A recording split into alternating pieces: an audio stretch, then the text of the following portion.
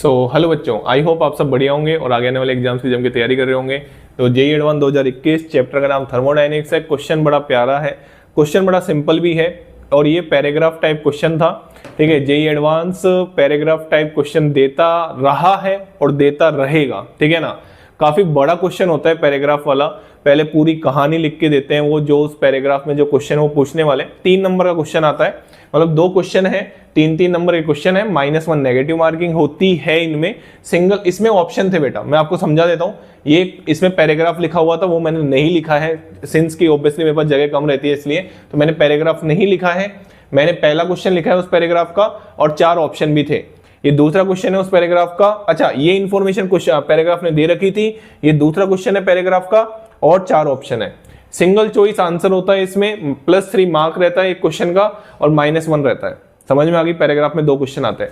अच्छा, पैराग्राफ किसके बारे में था, मैं उसके बारे में बता देता हूं। पैराग्राफ था बॉन्ड डिसोसिएशन एनर्जी के बारे में। किसके बारे में था? BDE, bond dissociation energy.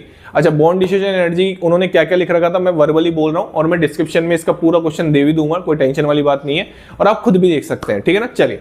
तो उन्होंने क्या बोल रखा था कि भैया एक बॉन्ड को आप तोड़ने के लिए जितनी एनर्जी चाहिए होती है वो सेम एनर्जी रिलीज होती है। देखो, बॉन्ड तोड़ने में एनर्जी रिक्वायर्ड होती है, ये सबको पता है। वो सेम एनर्जी रिलीज होती है जब वो बॉन्ड फॉर्म होता है। पहली लाइन तो उन्होंने ये लिख रखी थी।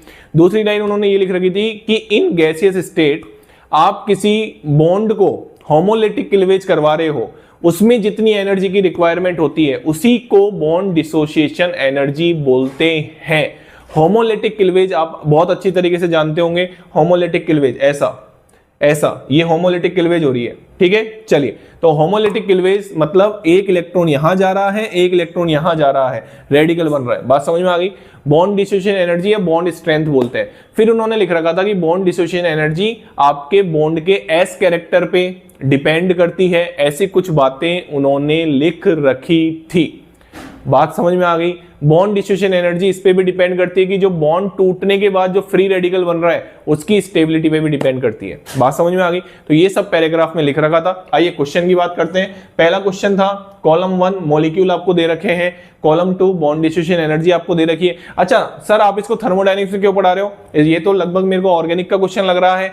बेटा, मैं थर्मोडायनेमिक्स में इसलिए पढ़ा रहा हूं क्योंकि ये बॉन्ड डिसोसिएशन एनर्जी जो हम पढ़ाते हैं वो थर्मोडायनेमिक्स में पढ़ाते हैं। ठीक है ना, बात समझ में आ गई? चलिए, आप ऑर्गेनिक में भी इसको रख सकते हो, कोई टेंशन वाली बात नहीं है। क्वेश्चन है, कहीं भी डिस्कस कर लेते हैं। आइए बात करते हैं। तो सबसे पहले मैं आपको क्लियर कर देता हूं, आपको कॉलम 1 में जो मॉलिक्यूल दे रखे हैं उसमें क्या था, इनको बोल्ड कर रखा था। मतलब आपको जो बॉन्ड तोड़ना है ना, कौन सा बॉन्ड तोड़ना है मैं आपको बता देता हूं।